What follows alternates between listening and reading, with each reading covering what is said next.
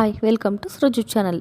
ಆಸೆ ಧಾರಾವಾಹಿ ಇವತ್ತಿನ ಸಂಚಿಕೆ ಹೇಗಿದೆ ನೋಡ್ಕೊಂಡು ಬರೋಣ ಬನ್ನಿ. ಅದಕ್ಕಿಂತ ಮೊದಲು ನಮ್ಮ ಚಾನಲ್ನ ಹೊಸದಾಗಿ ನೋಡ್ತಾ ಇದ್ರೆ ಯಾರು ಸಬ್ಸ್ಕ್ರೈಬ್ ಮಾಡ್ಕೊಳ್ದೆ ನೋಡ್ತಾರೆ ದಯವಿಟ್ಟು ಸಬ್ಸ್ಕ್ರೈಬ್ ಮಾಡ್ಕೊಳ್ಳಿ. ಮೊದಲಿಗೆ ತಾರಾ ಅವರು ಮೂರ್ಛೆ ಹೋಗಿರ್ತಾರೆ, ಎಚ್ಚರ ಆಗುತ್ತೆ.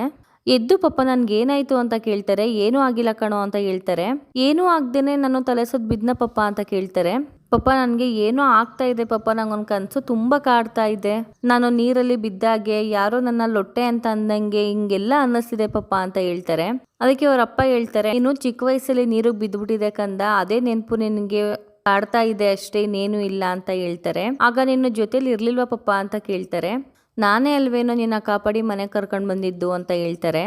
ಸರಿ ಇವಾಗ ನೀನು ಇದನ್ನೇ ಯೋಚನೆ ಮಾಡಬೇಡ, ಹೋಗಿ ತಲೆ ಒರೆಸು, ಶೀತ ಆಗುತ್ತೆ ಅಂತ ಹೇಳ್ತಾರೆ. ತಾಯವ್ವ ಅವರು ನಡಿ ನಿನ್ಗೆ ಸಾಂಬ್ರಾಣಿ ಹೊಗೆ ಹಾಕ್ತೀನಿ, ತಲೆ ಒಣಗಿಸ್ತೀನಿ ಅಂತ ಹೇಳ್ತಾರೆ. ತಾರಾ ಅವರು ಹೊರಗಡೆ ಹೋಗ್ತಾರೆ.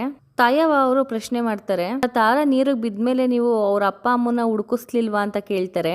ನನಗೆ ಹುಡುಕಿಸ್ಬೇಕು ಅಂತ ನನ್ಗೆ ಅನ್ನಿಸ್ಲಿಲ್ಲ. ಆ ರಾಕ್ಷಸಿನ ಮದುವೆ ಆಗಿ ಅವಳಿಂದ ಬಿಡುಗಡೆ ಸಿಕ್ಕದ್ಮೇಲೆ ನನಗೆ ದೇವ್ರ ಕೊಟ್ಟು ಮಗು, ಇವಳನ್ನ ನಾನು ಚೆನ್ನಾಗಿ ಸಾಕ್ಬೇಕು ಬೆಳೆಸ್ಬೇಕು ಅಂತ ಆಸೆ ಆಯ್ತು.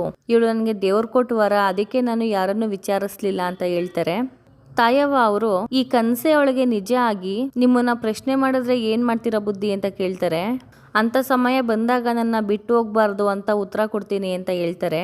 ನನಗೆ ಅದ್ರ ಬಗ್ಗೆ ಯೋಚನೆ ಇಲ್ಲ, ನನ್ನ ಮಗಳು ಚೆನ್ನಾಗಿರ್ಬೇಕು ಅಷ್ಟೇ ಅಂತ ಹೇಳ್ತಾರೆ.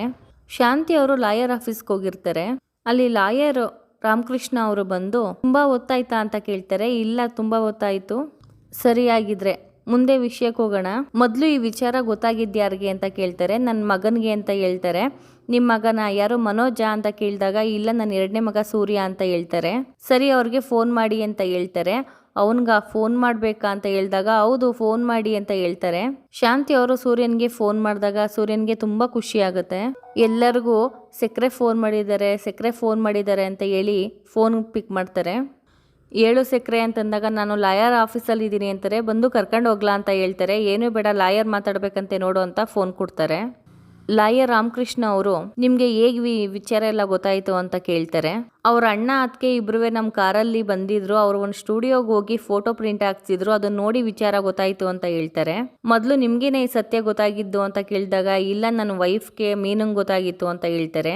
ಸರಿ ಅವ್ರು ಯಾಕೆ ಮೊದಲೇ ಹೇಳಲಿಲ್ಲ ಅಂತಂದಾಗ ಮಗುನ ಸಾಯಿಸಿ ಅವಳು ಸತ್ತೋಯ್ತೀನಿ ಅಂತ ಬೆದರಿಕೆ ಹಾಕದ್ಲಂತೆ, ಅದಕ್ಕೆ ಅವರು ಹೇಳಿಲ್ಲ ಅಂತ ಹೇಳ್ತಾರೆ. ಸರಿಯಾಗಿದ್ರೆ ನೀವು ಕೋರ್ಟ್ ಹತ್ರ ಬನ್ನಿ ಎಲ್ಲರೂ ಅಂತ ಹೇಳ್ತಾರೆ. ಸರಿ ಅಂತ ಫೋನ್ ಕಟ್ ಮಾಡ್ತಾರೆ. ತಾರಾ ಅವರು ಆಫೀಸ್ಗೆ ಹೋಗಿರ್ತಾರೆ. ಮಂಜು ಅವ್ರು ಬಂದು ಒಂದು ಲೆಟರ್ ಕೊಡ್ತಾರೆ. ಯಾಕೆ ತಾರಾ ಇಷ್ಟೊಂದು ಸಪ್ಕಿದೆಯಾ, ಏನಾಯ್ತು ಅಂತ ಕೇಳ್ತಾರೆ. ಅವ್ರಿಗೆ ಆಗ್ತಿರೋ ಕನ್ಸೆಲ್ಲನೂ ಹೇಳ್ತಾರೆ ತಾರಾ ಅವರು. ಮಂಜು ಅವರು ನಿಮ್ಮ ಅಪ್ಪನ್ನ ಕೇಳಬೇಕಿತ್ತು ಅಂತ ಹೇಳ್ತಾರೆ. ಕೇಳಿದಕ್ಕೆ ಬರೀ ಉತ್ತರ ಸಿಗ್ತಾ ಇದೆ ಅಷ್ಟೇ, ಸಮಾಧಾನ ಸಿಗ್ತಿಲ್ಲ ಮಂಜು ಅಂತ ಹೇಳ್ತಾರೆ. ಸರಿ ತಲೆ ಕೆಡ್ಸ್ಕೋಬೇಡ, ಮುಂದೊಂದು ದಿನ ಏನು ಅಂತ ನಿಂಗೆ ಗೊತ್ತಾಗುತ್ತೆ ಬಿಡು ಅಂತ ಹೇಳ್ತಾರೆ. ಶಾಂತಿ ಮತ್ತೆ ಮನೋಜ್ ಅವರು ಕೋರ್ಟಲ್ಲಿ ಇರ್ತಾರೆ. ರೋಹಿಣಿ ಅವ್ರು ಬಂದು ಮನೋಜ್ ಅವ್ರನ್ನ ಮಾತಾಡಿಸ್ತಾರೆ. ಹೇಗಿದ್ದೀರಾ ಮನೋಜ್ ಅಂತ ಕೇಳ್ತಾರೆ. ಶಾಂತಿ ಅವರು ಅವನು ಹೆಂಗಾರು ಇರ್ಲಿ ನಿಂಗೆ ಯಾಕೆ ಬೇಕು ಅಂತ ಬೈತಾರೆ. ಆಯಾಗಿದ್ದವನ್ನ ಹಾಳು ಮಾಡ್ಬಿಟ್ಟಲ್ಲ ಸರಿನಾ ನೀನು ಅಂತ ಹೇಳ್ತಾ ಇರ್ತಾರೆ. ಅಷ್ಟರಲ್ಲಿ ಸೂರ್ಯ ಅವರು ಮೀನಾ ಅವರು ಬರ್ತಾರೆ.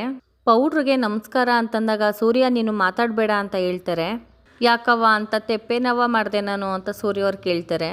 ಇಷ್ಟೆಲ್ಲ ಆಗೋದಕ್ಕೆ ಕಾರಣನೇ ನೀನು ಮತ್ತೆ ನಿನ್ನ ಹೆಂಡತಿ, ನಿಮ್ಮನ್ನ ಮಾತ್ರ ಸುಮ್ಮನೆ ಬಿಡಲ್ಲ ಸೂರ್ಯ ಅಂತ ಹೇಳ್ತಾರೆ. ಆಯ್ತು ನಮ್ಮನ್ನ ಸುಮ್ಮನೆ ಬಿಡಬೇಡ್ರಾ ನೀವು, ಈಗ ಜಡ್ಜ್ ಅವರು ಕರೆಯಾಗಂಟ ಅಲ್ಲೆಲ್ಲಾದ್ರೂ ಹೋಗಿ ಕುಕ್ರುಸ್ಕೊಳ್ಳಿ ಅಂತ ಹೇಳ್ತಾರೆ. ಶಾಂತಿಯವರು ಎಷ್ಟು ದಿನ ಆಡ್ತೀಯೇ ಆಡು, ಬಲ್ಗಲ್ ಹಾಕೊಂಡು ಬಂದೋಳ್ನ ನೀನು ಎಡಗಾಲಿಂದ ನೀನು ಈಚೆಗೆ ಹೋಗ್ದೇನೆ ಹೋದ್ರೆ ಕೇಳು ಅಂತ ಹೇಳ್ತಾರೆ. ನಾನು ಅವ್ರ ಮನೆ ಸೊಸೆ ಅತ್ತೆ, ನಾನು ಯಾಕೆ ಹೊರಗಡೆ ಹೋಗ್ಲಿ, ನಾನು ಅಲ್ಲೇ ಇರೋದು ಅಂತ ಹೇಳ್ತಾರೆ. ಶಾಂತಿ ಅವರು ಬಲ್ದಗಾಲ ಹಾಕೊಂಡು ಬಂದಿರೋಳ್ನ ನೀನು ಎಡ್ದಗಾಲಿಂದ ನೀನೇ ಮನೆ ಬಿಟ್ಟು ಹೋಗ್ಬೇಕು, ಆ ಥರ ಮಾಡಲಿಲ್ಲ ಅಂತಂದ್ರೆ ಕೇಳೆ ಅಂತ ಹೇಳ್ತಾರೆ. ನಾನು ಆ ಮನೆ ಸೊಸೆ ಅತ್ತೆ, ನಾನು ಯಾಕೆ ಮನೆ ಬಿಟ್ಟು ಹೋಗ್ಲಿ ಅಂತ ರೋಹಿಣಿ ಅವ್ರು ಹೇಳ್ತಾರೆ. ಆಯ್ತಾಯ್ತು ನೀವು ಹೋಗ್ಬೇಡ್ರ, ನೀವು ಹೋಗಲ್ಲಿ ಜಡ್ಜು ಕರೆಯ ಗಂಟ ಹೋಗಿ ಒಂದು ಕಡೆ ಕುಕ್ರು ಬಡೀರಿ ಅಂತ ಸೂರ್ಯ ಅವ್ರು ಹೇಳ್ತಾರೆ. ಮನೋಜ್ ಅವರು ರೋಹಿಣಿನೇ ನೋಡ್ತಾ ಇರ್ತಾರೆ. ನೀನ್ಯಾಕೋ ನೋಡ್ತಿದೀಯ ಅವಳನ್ನ ಅಂತ ಕೇಳ್ತಾರೆ. ಶಾಂತಿ ಅವರು ಹೆಂಗ್ ಬಡ್ಡೈತಿದೆ, ನಿಂಗೆ ಇನ್ನೂ ಬುದ್ಧಿ ಬಂದಿಲ್ವಾ ಅಂತ ಸೂರ್ಯ ಅವ್ರು ಕೇಳಿದಾಗ ಅಲ್ಲ ಅಪ್ಪಿ, ಈ ನೋವಿನಲ್ಲೂ 100 ಗ್ರಾಮ್ ಕಮ್ಮಿ ಆಗಿಲ್ವಲ್ಲ ಅವಳು, ಇದು ಬೇರೆ ಮಾವಿನ ಸೀಸನು, ಚೆನ್ನಾಗಿ ತಿಂದು ಎಷ್ಟು ಕೆಂಪಾಗ್ಬಿಟ್ಟವಳೆ ನೋಡು ಅಂತ ಹೇಳ್ತಾರೆ.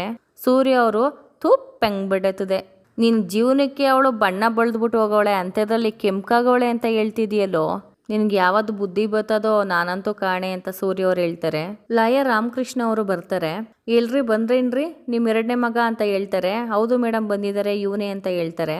ಇವರು ನಿಮ್ಮ ಸೊಸೆನಾ ಅಂತ ಹೇಳ್ತಾರೆ. ಹೌದು ಮೇಡಮ್ ನನ್ನ ಸೊಸೆ ಅಂತ ಶಾಂತಿ ಅವ್ರು ಹೇಳ್ತಾರೆ. ಸರಿಯಾಗಿದ್ರೆ ನಡೆದಿರೋ ವಿಚಾರ ಎಲ್ಲ ಜಡ್ಜ್ ಅವ್ರ ಮುಂದೆ ಹೇಳ್ಬೇಕು ನೀವು ಅಂತ ಹೇಳ್ತಾರೆ. ಆಯ್ತು ಮೇಡಮ್ ಅಂತ ಮೀನಾ ಅವರು ಮತ್ತೆ ಸೂರ್ಯ ಅವ್ರು ಹೇಳ್ತಾರೆ. ಸಕ್ರೆ ಈ ಅಮ್ಮ ಮಾತುಗುವೆ ಹೆಂಗ್ ಸ್ವಾಮಿ ನಾವು ಅಂತ ಹೇಳ್ತಾರಲ್ವಾ ಸಕ್ರೆ ಅಂತ ಹೇಳ್ತಾರೆ. ಹೆಂಗೋ ಏನೋ ಈ ಅಮ್ಮ ಅಂತ ಸೂರ್ಯ ಅವ್ರು ಹೇಳ್ದಾಗ 49 ಡೈವರ್ಸ್ ಕೇಸನ್ನ ಅಟೆಂಡ್ ಮಾಡವ್ರೆ, ಡೈವರ್ಸ್ ಕೊಡ್ಸವ್ರೆ ಗೊತ್ತಾ ಅಂತ ಹೇಳ್ತಾರೆ. ಹಂಗಾದ್ರೆ ಈ ಅಮ್ಮನ್ಗೆ ಬರೀ ಗಂಡ ಹೆಂಡ್ತಿನ ಬೇರೆ ಮಾಡೋದೇನಾ ಅಂತ ಹೇಳ್ತಾರೆ. ಸುಮ್ಮನೆ ಬಾಯಿ ಮುಚ್ಕೊಂಡು ನಿಂತ್ಕೊಳಕ್ ಆಗಲ್ವಾ ನಿಂಗೆ ಅಂತ ಸಕ್ರೆ ಅವರು ಬೈದಾಗ ಆಯ್ತು ಬಿಡು ಸಕ್ರೆ ಓಲಿ ಅಂತ ಹೇಳ್ತಾರೆ. ಇಲ್ಲಿಗೆ ಇವತ್ತಿನ ಎಪಿಸೋಡ್ ಮುಕ್ತಾಯವಾಗುತ್ತೆ. Thank you for watching. ನಿಮಗೆ ನಮ್ಮ ವಿಡಿಯೋ ಇಷ್ಟ ಆಗಿದ್ರೆ ದಯವಿಟ್ಟು ಸಬ್ಸ್ಕ್ರೈಬ್ ಮಾಡ್ಕೊಳ್ಳಿ.